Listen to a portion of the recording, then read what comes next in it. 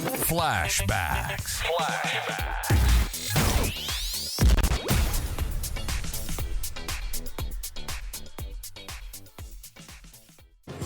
Past players, past legends.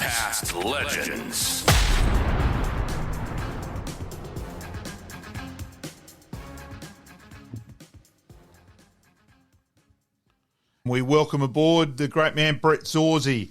He's a unique person, Brett, in terms of being able to comment with authority on both competitions, having played over 100 games for Northern Bull Ants, and with his Norwood career ending up with, for Norwood, 164 games from 2005 through to 2013, couple of flags, 2 best and fairest, Jack Odie medal when he made sure he flattened Trent Jamont. Well played to make sure he got up there. Brett, advertised the Team of the Year 5 in a state game. Welcome aboard, Brett. Oh, thanks, Rulebook. It's great to be on. Thank you for joining us, mate. Let's go back to your junior career. We'll start off there. Where did you play your juniors and which club, and lead us through to obviously coming to Norwood. Yeah, no worries. Played at a local club, Epping. I was born and bred in Epping. Epping's northern suburbs of Melbourne. Played all the way from under 10s to under 17s. Then went into the TAC Cup with Northern Knights. Was lucky to win a flag in 1996 as a bottom age player. We had Andrew Eccles was a Crow Norwood player. Yep. Jimmy Plunkett, Lance Whitnell, Nick Stevens, Port Adelaide. Yep. Were all in the team, so we had a pretty strong team, and we rolled New South Wales. We had Lenny Hayes, and he was only very young. He was only 16, but so we were lucky to win that. And then the following year, we came third and lost the prelim by I think 2 points, which was a bit devastating. Played against Chris Massey, Trent Crode in that game. So and then I suppose after the Knights, didn't get drafted, trained at a couple of clubs, Essendon and sort of Collingwood. Then went to Preston, played 7 years at Preston. They're aligned with Carlton, is that right? When I was there, we were actually kicked out of the competition, and then we got back in. We were by ourselves, so we'll stand alone all the way up to 2003, and then 2003 we aligned with Carlton. I was there, so my first year was 98, so I had about 5 years to stand alone, and then the last 2 years was with Carlton, 2003, 2004. 2003 we had a very good list, but the alignment just didn't work. You had players from Carlton coming down, our players not getting games. So a lot of people left in end of 2003 and sort of broke the club a little bit. In 2004, hanged around, but just probably wasn't the same environment. Enjoyed my time, but it just wasn't the time. And then it sort of became a bit more of an under 21s, under 22 competition. Yeah. By then I was 24, 25, and lucky enough, right time, right place, got a call to come to Norwood, and it was the best thing I did. Well, let's go back a little bit to there, Brett, where you were unlucky enough to get injured your second year with the Victoria with Till Cup. That certainly hurt your chances of being drafted. You then played a few top-up games for various clubs. A game for Carlton, where you played with Justin Madden's Guernsey there. That would have fitted you beautifully, Brett. You have done your homework here, Will. Well done. I got knocked out in Tassie actually, and I was in the Till Cup squad, but I never thought I was the certainty, but I was in the squad. Played a pretty good practice game, and then the next week, I think we had 3 practice games before they selected the team, played one, played pretty well. Then the next week got flattened in Tassie, broke my eye socket. Couldn't fly back on the plane, so I had to catch the boat back. A couple of days later, missed about the next 4 to 6 weeks, I think. So they went the Victoria chances. Came back, was lucky to play 3 games with Melbourne in the reserves, and I played a game at Carlton early on in the season. and yes, had no jumpers, and they pulled out 44, and it went down to below my knees, I reckon, because I was only weighing about 75 kilos back then. So yeah, it was pretty interesting, but it was good fun.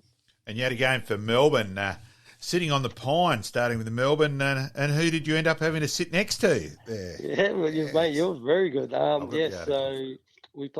I think it was my first game. No, it wasn't. Might have been my first game for Melbourne. I only had 2 on the bench back then because just with numbers, and obviously they were short, so they used to call up the under-18s players to fill in. So I'm there, didn't know anyone. I sat on the bench with this guy who's coming back from a broken sternum. Yeah. It was his first game back, and it was Freddie Bassett, and it was quite interesting. I still remember to the day that it was like 1 minute into the game. We were sitting on the pine, and he goes, "Mate, I gotta go to the toilet. Tell the coach if he calls for me, I'm down. I'm in the room." So he had to run along the bench up into the rooms, and I'm like, I'm 17. I'm like, all right, I'm the next man up here, and he was only gone for a couple of minutes, but as you know, football, anything can happen. But yeah, end up playing 1 or 2 games with him, and as I said, sort of fate he ended up coaching me.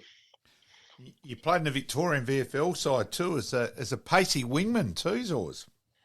I was on the bench and then came on as a wing. Yeah, so in 2001, I was in the squad and it was emergency. So I came over. I was a 23rd player. We played Adelaide at the Adelaide Oval. We got rolled by a fair bit. I reckon we got done by about 40 points.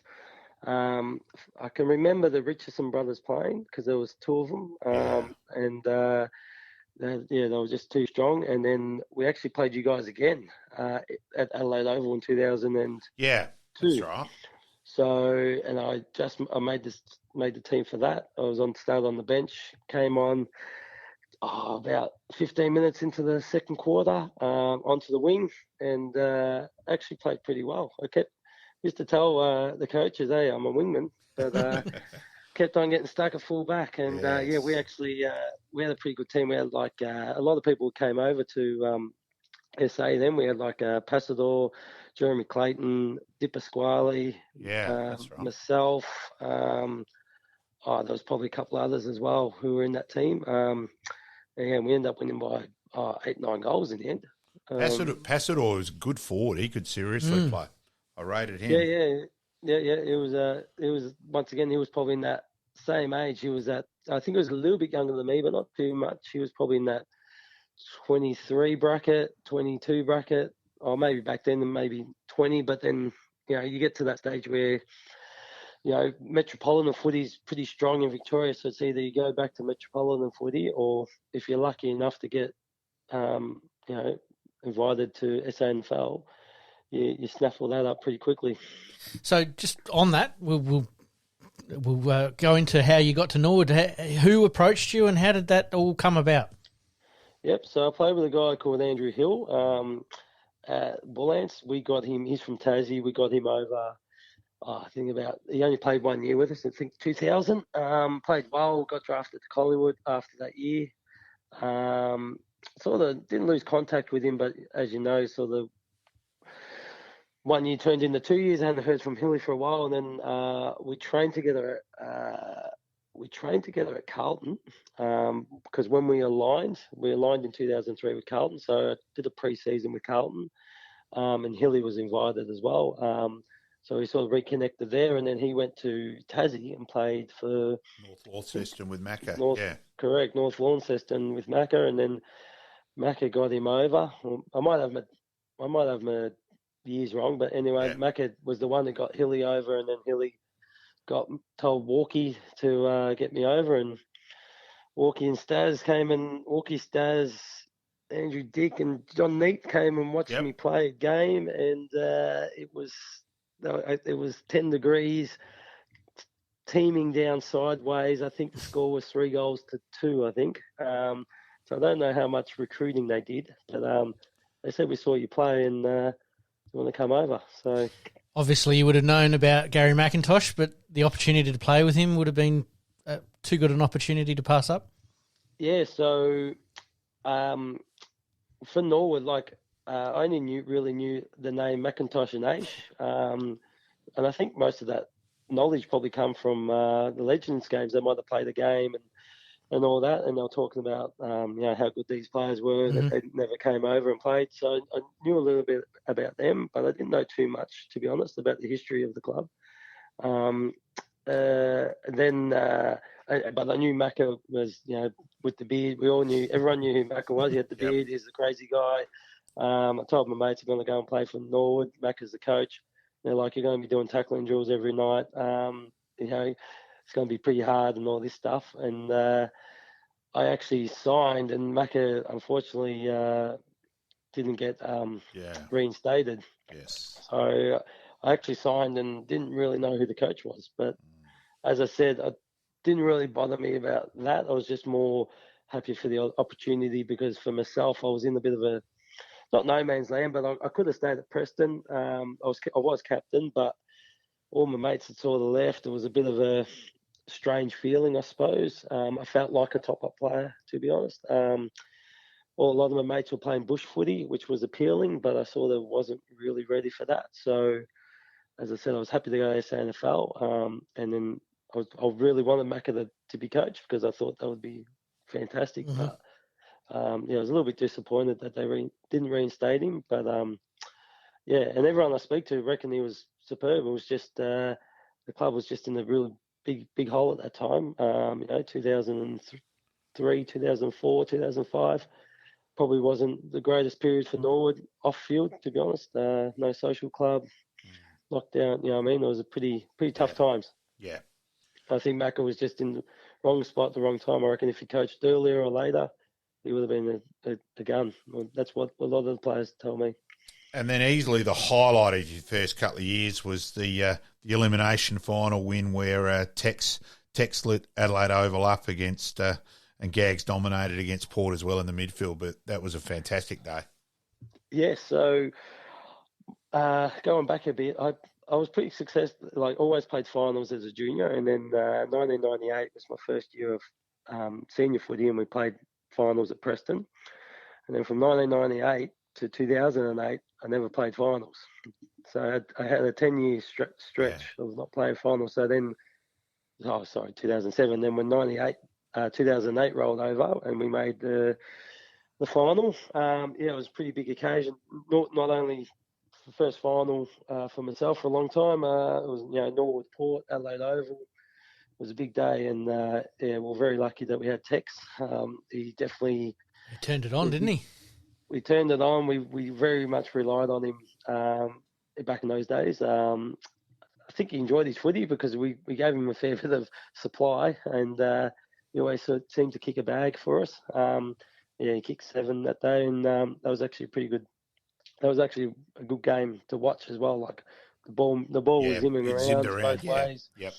Yeah, and it was we had a nice lead, but it was never comfortable. But I think we might have won by 15, 20 points. I can't remember, but it was just sort of in control but not in control type of thing from memory. And Tex was definitely the difference. And then after some, dark days at fullback, where it was just, I don't care who it would have been. That game against Central was could have had David Dench and Roscoe Glenning at fullback, and it wouldn't have mattered. You finally in 2009 when Jared Cotton moved you into the midfield, mate. Yeah, well, as I said, I sort of was a midfield backman type thing player when I first came over, and then sort of just, to be honest, I wasn't playing great footy when I first came over in 2005, and went from halfback to back pocket to sort of fullback, and sort of started consolidating the spot because I was thinking at one stage I might be even on the outer here. So, and then all of a sudden, fullback became sort of my spot. So, but always in the back of my head was like, I can help out the midfield here. I can play on the wing. I can do rotations or whatever. But in saying that, football's changed a lot. Back then, you weren't rotating off the bench that often. And even I was chatting to Hilly, and he was like, look, we want to have a pretty good spine. That's like, he was all about having a good fullback, centre half back, centre man, centre forward, full forward, and you build around that. So He saw during pre-season, not dangled the carrot a bit, but I always knew I was playing the back line. But then we play against Sturt, and he goes, look, you have to play against Chambers, and then and then the next week at Pastel, and then all of a sudden he's just playing full back constantly. So Cotton, when Cotton came on, I was keen, and he was keen to try something different. Obviously, because he was in a caretaker role at that stage, wasn't he? Yeah, so he was assistant coach for the year, and then took over. I still look back, 2009, we had a very good list, and we were just, I don't know, we just couldn't click. So I think Cots was decided to let's change it up a bit. So he threw me in the middle, and then I was like, this is my one chance to get out of fullback. So let's make the most of it. So went 100 miles an hour, I reckon. Pretty decent carrot.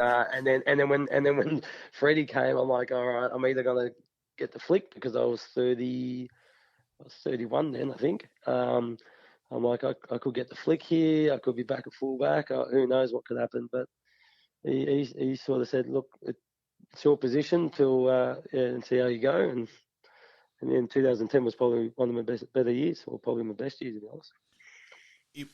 We started a bit slow, and then once everyone sort of adapted to Bassett and learnt Bass's structures, he was ahead of everyone else and all that. And really, the prelim final where you kicked a vital goal against the Eagles, a real clutch goal from fairway out, and then the lovely side of Nick Digan playing in a back pocket, sneaking down to kick us the winner.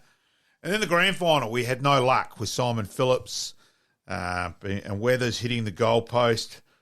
I did teach his daughters about how to swear about that bloody goalpost. So we were pretty unlucky in 2010. That was from 55 as well. Yeah, yes, yeah. It was certainly Weathers' longest ever kick in his life. Yeah. That wasn't wind assisted? Yeah, it was a tad. Yeah, we kept that quiet. Okay, no worries. Yeah. So, and then, 11 was a little bit disappointing, but away we went in 2012. It was a great year. Also, I've got to admit, just really most relaxed I've ever been turning up for a grand final. Actually, in which year? 2012. 2012, yeah. Just crazy. What's that? Crazy if you're relaxed. Yeah. Oh, look, I just thought there was no way in the world we could play that game 100 times, and while West Adelaide still kept trying to play defensively as well, we were better than them defensively. It was funny, out of that day, just purely by fluke, I'd done a coaching clinic the day before and taken gear back to Trudy Barker's place. And Michael Barker, who had played for uni, played at Norwood as well, and so I knew Barks pretty well, and he was assistant coach at West Adelaide. And I said, Barks, if I was you guys, I'd start with a 7-man forward line. And he said, Rulebook, I couldn't agree with you more, but he just won't. He'll be too stubborn. And we were just better than them defensively, and it was just, very relaxed. And I just felt we were always in control right from the first second of that game.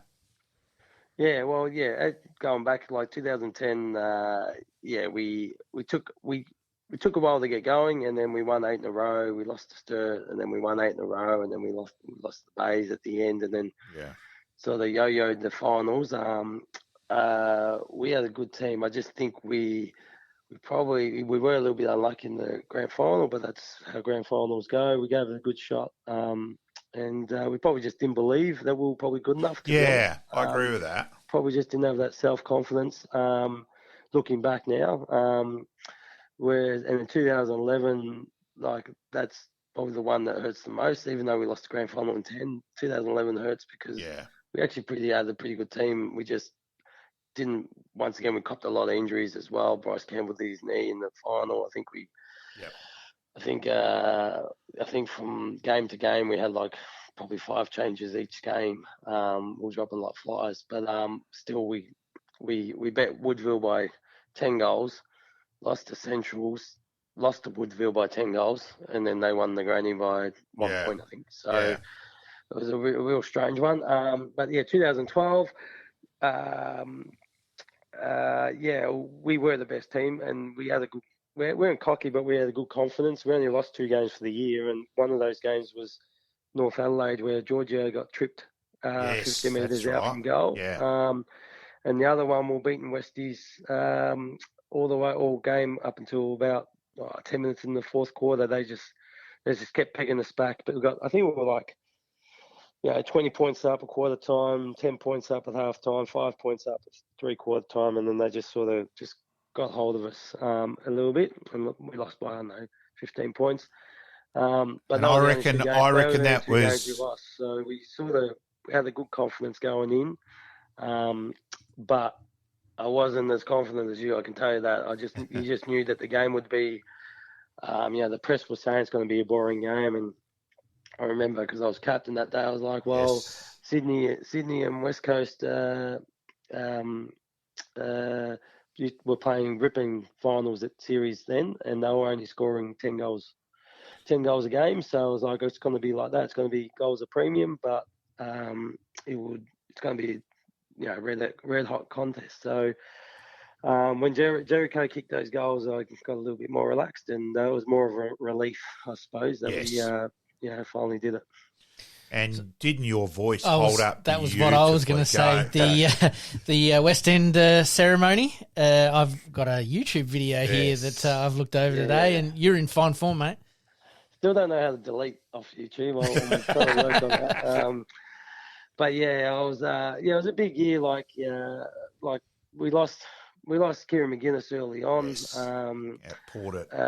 So then, he was our captain and best player. So, and in a funny way, it made us gel together and gel strong. And I took over as captain pretty much early on anyway.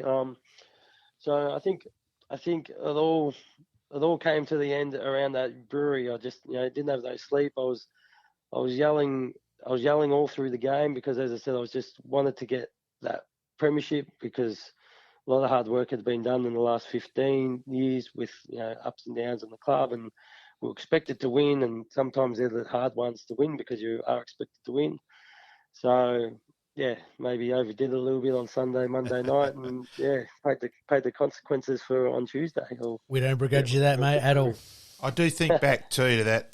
The grand final night in 12, sitting with Muff in the mayor's parlour and just thinking, geez, if ever a guy, the steely eyes, that he was obviously disappointed. He was rapt we won. Don't dare get, don't anyone dare get the wrong points there, but geez, the steely eyes that 13 was going to be good luck. Look out for Kieran McGuinness with 13.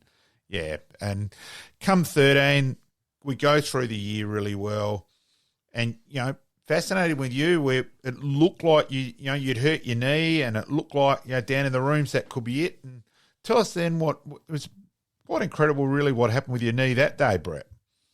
Yeah, well, going back with Muffa, like with 13, I was going to retire in 2012. We won the flag. I was 33, and I was really 50-50 thinking about pulling the pin. And I just had my second daughter was just born in December. But in the back of my head, I'm like, we've got Kieran McGuinness coming back into the team.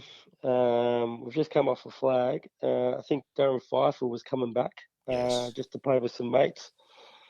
And I'm like, I think we're just going to be even the better team next year. And I, as I said, was starved for success. So I was sort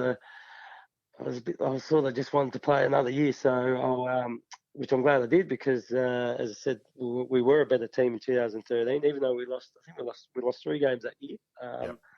So in the 2-year period, we only lost the 5 games, which is pretty incredible when you think about it. And as I said, and then, I was more confident in 13 than 12. But going back to that game, so I think it was about round 17 against Westies. I did my PCL. I don't know how I did. I think I landed on the ground, and it's the one that the ruckmen do when they knock their knees together. 4 to 6 week injury type thing, or 6 weeks. So I was in a brace to keep it straight. Didn't play the last 5 games or whatever it was. Then we had the bye. We had the bye because we finished on top. So I remember saying to Freddie, how about I play the last game, even if I just play at half, just to see how the leg pulls up, and then I've got a week to rest, and then we'll go from there. I was not worried about my spot, but I just wanted a little bit of a match practice as well. Yep, And he's yep. like, well, why risk it? Why don't you just play? Why don't you just have that week off and you just be ready for the final? I'm like, well, that's good confidence to know that I've got the spot in the final, so no worries. And then when it healed, it sort of never really healed properly. It always gave me a little bit of grief. So I'm playing the game, and then just out of nowhere, just went pop about 10 minutes before half time, and like excruciating pain, like pretty sore pain. Nothing excruciating, it didn't drop me, but I was like, man, that's Yep. something serious there. It's just ripped it again. So I hobbled off down in the rooms and sat on the bench. And as you said, I was like, this is it. This is done. Another 4 to 6 weeks type thing. And then the boys came in at half time, and I was just with the doctors and Donna and the trainers and that. And it's funny, it just started feeling better. The pain sort of went away. I'm like, oh, it doesn't really hurt anymore. I had some Panadol. And then we started saying, well, can I just give it a test run type thing? Like, what's the worst that's going to happen if I just get out there and go for a run? The doctor said, oh, you're not going to do too much more damage. It's more how it's going to blow up the next day and whether you can actually run. So I started doing some sprints in the change rooms, and to be honest, I actually felt better. Yeah. So I said, all right, let's give it a go. And then so I started the third quarter, and to be honest, I played a much better second half than first half. So knee felt fine. So then my only worry was after the game, I'm like, this is going to blow up like crazy. Yep. Yeah, and come Monday, it was no swelling, no nothing. So it was real weird. Some would say the adrenaline can kick in a little bit there, but it sounds like it kept going.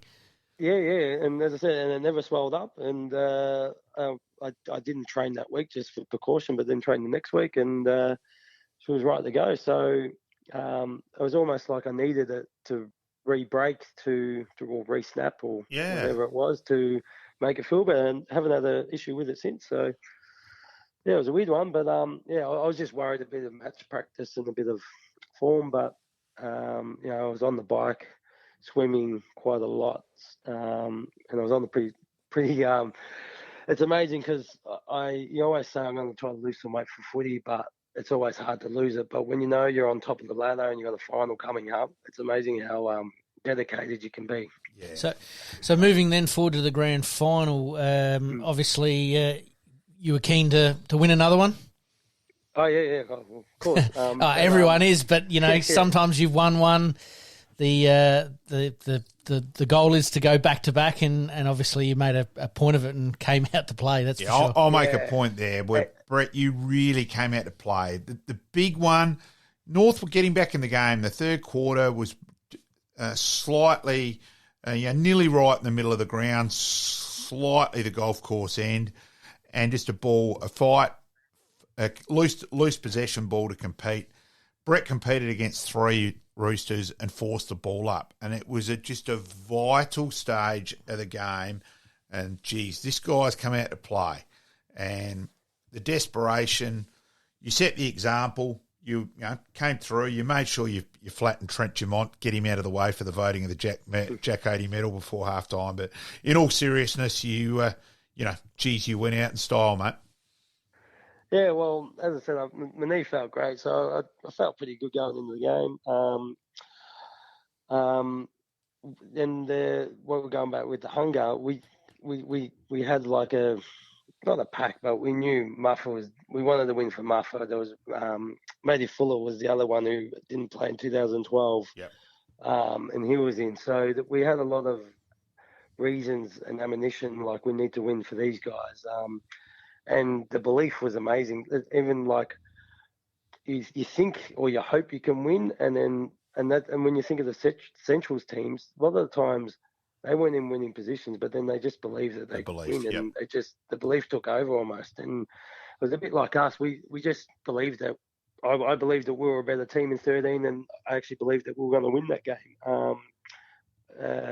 So it would, and that's why I hope now that the Norwood, this year's Norwood team, it's like hopefully last year's Premiership has given them belief that actually we don't hope that we play well. We actually know we're a good team. We've won it. Let's draw on that and bring it out again type thing. But yeah, so 12. Back to 13.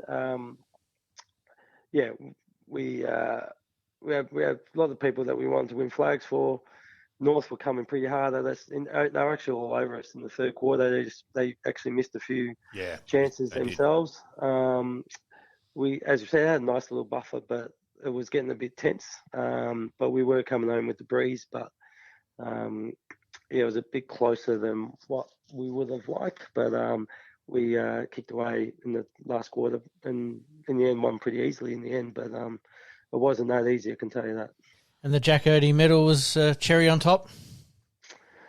I was probably lucky on that one. I didn't, to be honest, I didn't think I thought I was just consistent. Even in 2012, I don't think I played outstandingly well, but in 2012 there was a lot of players that played pretty good, and we won by quite a lot. Whereas in 2013, I reckon I probably played a similar level. Just there were a couple of people who were down on that day. We didn't have as many good players, if that makes sense. Like Matty Suckling had his hamstring, ripped his hamstring out.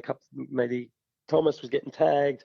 There was a couple of players that were a bit down on form, and I don't think I played exceptionally well. I just think I played a normal good game, and it was probably enough. And Ben Warren, I thought, was very unlucky. Kicked 4 vital goals, and some guys down back held us up. So, but yeah, if you talk about cherry on top, it was a nice surprise, and I wasn't going to give it back. I can tell you that. Absolutely.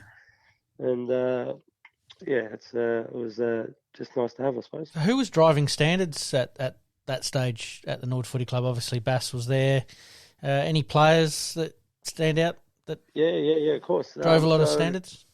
Yeah, so I always think like 2010, Freddie coached us, and he coached us hard, and because he the whole way we played was totally different. Even the way we trained. I remember walking off the track thinking, I've only touched the ball 10 times, and I was like knackered.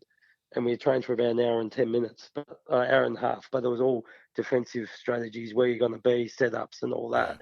So it was everything had sort of been changed and flipped around. So he really drove, the standards and everything. And then as the years went on, by 2012, 2013, he was taking more of a backward step, and it was the players that were actually driving the standards. Freddie was also involved, but there was more involvement with the players, telling people what to do, where they should be, why aren't you there? Yeah, you got to do that type stuff. And people like Matty Suckling, he's probably the first person that comes to mind. He was, from day dot, as soon as he walked in, he was very instrumental with his voice and the way he, just his persona.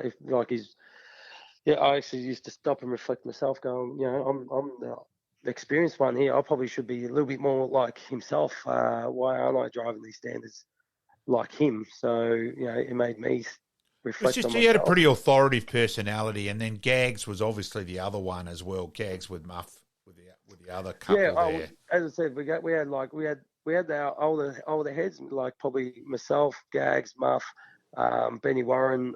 We were all that 30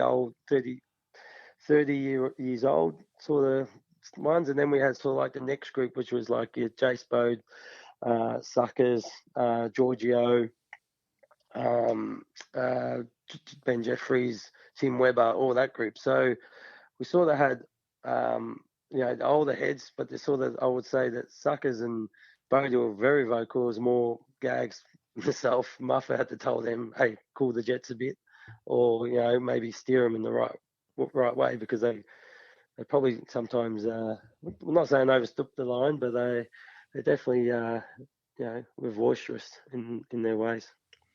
Now, Brett, just quickly go through. So you decided to give it away. I admit trying to work you over that night, trying to get one more year to get 14 out of you as well. But deciding to go back to Melbourne, and you've played for a few different clubs, but we'll just give a little bit there, and then we'll go, because I actually wanted to mention Pete, Brett is extremely well respected in the teaching game, and let's just say there were a few schools who were desperate for his services, and Martin Rumsby speaks absolutely glowingly of you in that side of things too, mate. Oh, yeah, cool. 14.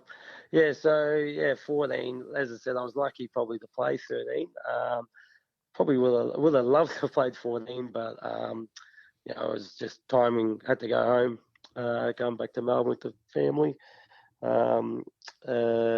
So when I came back, caught up with Bryce Campbell, who was coaching up in Albury Way, Cora Rutherglen, who have just folded actually, but and then I played about 6 games with him, which was good, and then played a year at Euroa, which was in the Goulburn Valley, which is the Shepparton League, which is where Roker and Harry Boyd are from. Yep. So, and Ethan Warburton's another one from that area. So comes in tomorrow night too. Ethan Warburton. We'll give you that on the podcast, mate.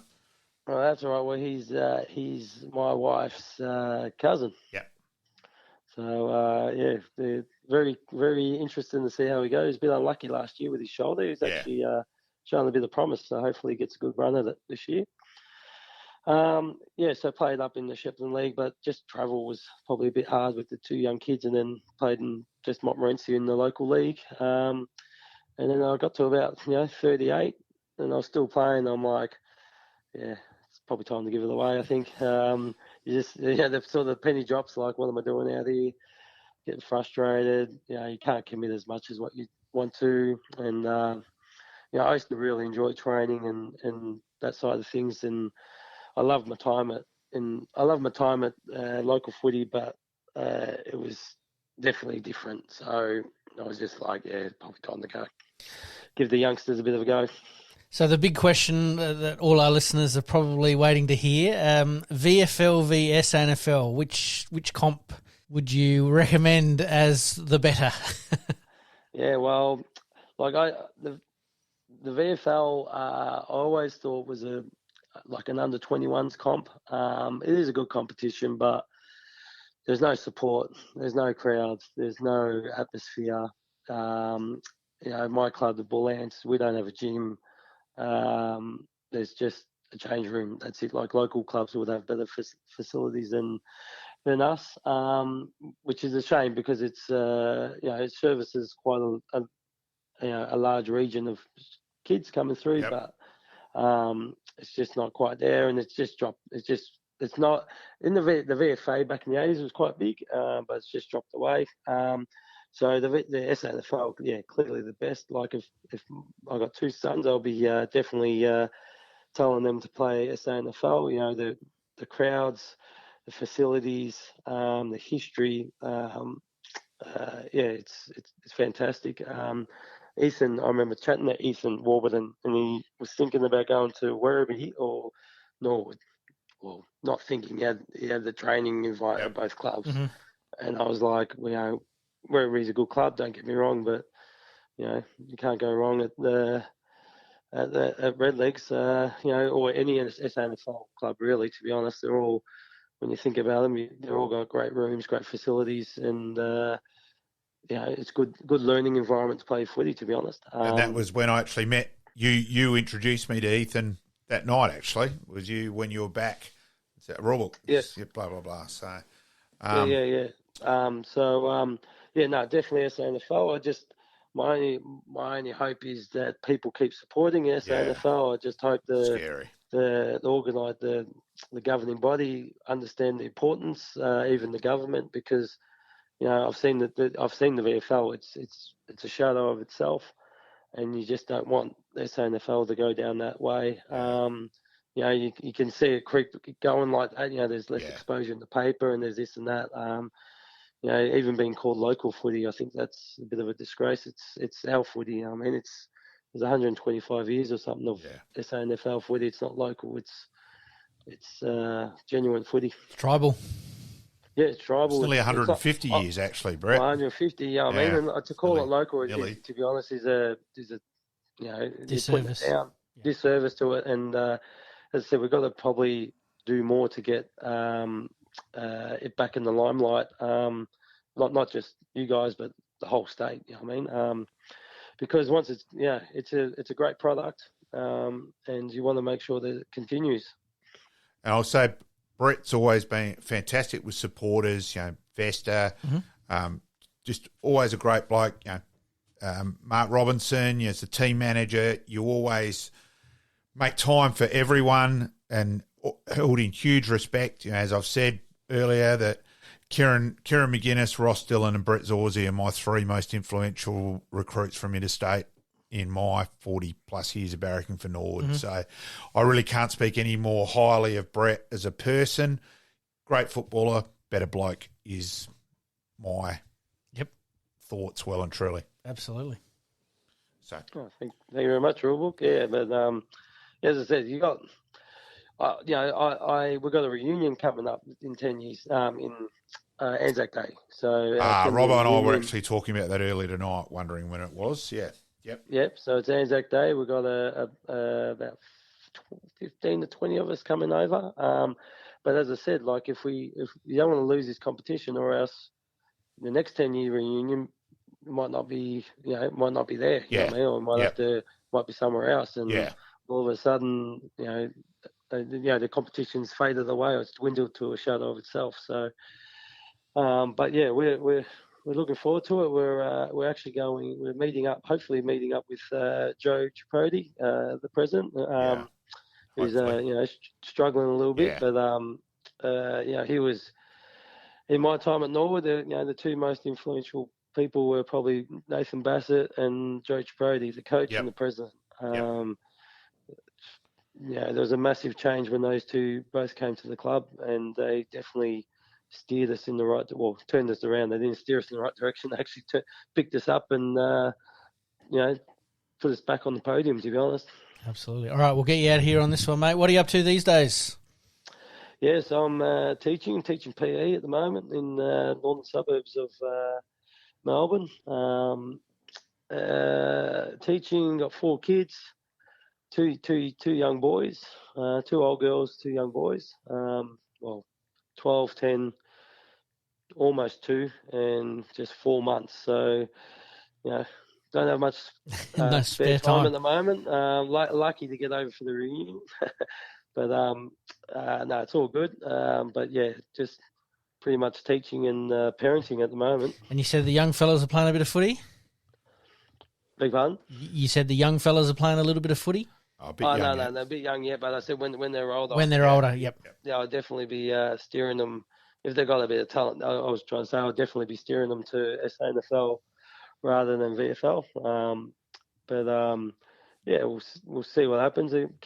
One of them's kicking the ball already, so that's all right. Got to start somewhere. Yeah, exactly right. Greatly appreciated, Zorza, and look forward to catching up on Anzac Day, mate. Yeah, we'll be there, and thanks for the chat, and hopefully the boys get a win this week. Who are they playing? Do you know who they're playing this week? Sturt at Norwood Oval. Yep, I'll be at the parade tomorrow night. Game. Yep. Hopefully, tomorrow. Yeah, it's Good Thursday. So hopefully a good crowd. Yep, definitely. Thank you for joining us, mate, and much appreciated for your time. Thanks, Zorza. No worries. Thank you very much. See you soon. Welcome back. We're talking with Brett Zorzi there from the Norwood Footy Club, and obviously his thoughts on the SANFL versus the VFL as well. And 2 premierships at Norwood is pretty handy. 2012, 2013, almost did it on one leg at one stage. Yeah, it was incredible that he hurt his knee, and by doing it, it actually turned out to help. So it was quite bizarre. He thought it was the end of his career, and then I'll give it a jog, and away he went, and it was better. So yeah, really bizarre, but yeah, a great bloke, Brett, a person I have enormous respect for. Absolutely. Well, we thank him for his time tonight. Liking this podcast? Please like, rate, and subscribe.